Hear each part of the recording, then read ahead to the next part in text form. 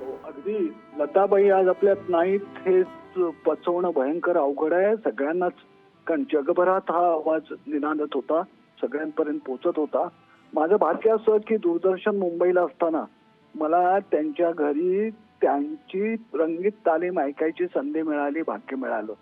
आम्ही त्यांच्यासाठी अ, वेगवेगळे कार्यक्रम म्हणजे आरोही सारखा हिंदी कार्यक्रमाची रिहर्सल त्यांच्या घरी ऐकली. नंतर शब्दांच्या पलीकडले या कार्यक्रमासाठी सुद्धा आम्ही लता दीदींच्या घरी गेलो होतो. आणि त्या जिथं प्रभुकुंज आहे त्यांच्या घराचं नाव आहे. आणि त्या प्रभुकुंजमध्ये हे सगळे मंगेशकर कुटुंब राहतात. म्हणजे बघा ना, की जिथं सुरांनी पृथ्वीवर स्वर्ग उभा केला त्या इमारतीचं नाव प्रभुकुंज असावं आणि तिथं लता दीदी राहत असाव्यात. हा केवढा विलक्षण योगायोग आहे. आणि गोव्याशी तर त्यांचं नातं फार जुनं आहे, म्हणजे मास्टर दीनानाथांपासून आहे. म्हणजे लताबाईंचं गाणं ऐकलं ना, म्हणजे माझं तर असं म्हणणं आहे की कुठल्याही मनोअवस्थेत लताबाईंना ऐकावं, दुःखात ऐकावं, एकांतात ऐकावं, प्रेमालापात ऐकावं, प्रेमभंगात, वैराग्यात कधीही ऐकावं. आपल्या मनातलं जे ओझं असतं ना ते क्षणात रिकाम होतं. गाण्यातलं शब्द शब्द राहत नाही, तो श्वास बनतो.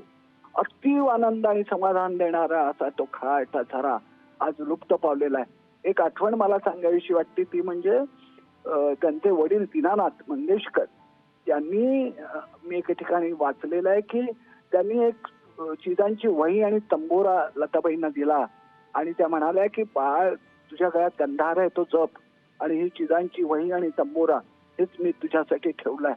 मला वाटतंय मास्टर दीनानाथांनी हे जे मोठं वैभव 3 गोष्टींच्या रूपात लताबाईंना दिलं, त्या त्या जोरावर त्यांनी अनेक वर्ष म्हणजे 70-80 वर्ष जगाला अभूतपूर्व असा आनंद दिला. त्याबद्दल त्यांना खरं म्हणजे शब्द सुचत नाहीयेत, पण मी मनपूर्वक लता दीदींना श्रद्धांजली वाहतो.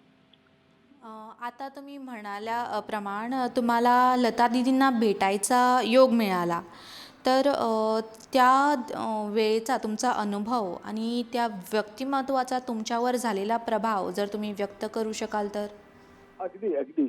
म्हणजे मी लताबाईंना त्यांच्या घरी तर ऐकलंच, पण एकदा मी त्यांचा मला वाटतंय एक महानंदा नावाचा चित्रपट होता. आठवतंय का? हा महानंदा चित्रपटातलं एक गाणं, माझा लवतोय डावा डोळा. हे शांताबाई शेळकेंनी लिहिलेलं गाणं. त्याचं रेकॉर्डिंग बॉम्बे लॅबला होतं. तिथं त्यांना प्रत्यक्ष ऐकलं. त्यांचं गाणं किंवा त्यांची रंगीत तालीम ऐकताना एक जाणवतं, की त्या गाण्यातल्या अनभिषिक्त सम्राट होत्या, हे त्यांच्या बोलण्यात कधीच जाणवायचं नाही.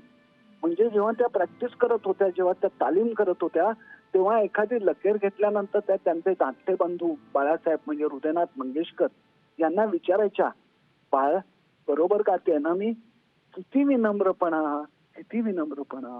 हां, म्हणजे त्यांचा सूर असा लागायचा, म्हणजे त्या खरं म्हणजे ही दैवी देणगीच आहे. त्यांचा सूर जो लागायचा तो इतका निखलास लागायचा, तो अशा टोकाला पोहोचायचा की आम्हीच काय, पण त्यांच्याबरोबर अनेक वर्ष वाजवणारे अत्यंत सतबुद्ध होऊन ते बघत बसायचे. म्हणजे आपला आवाजामध्ये गंधार आहे याचा कुठलाही गर्व त्यांच्या ह्याच्यात नव्हता. कारण त्यांचं गाणं इतकं नैसर्गिक होतं, इतकं दैवी होतं, की ते ऐकताना आम्हाला वाटायचं की वाह! क्या बात है.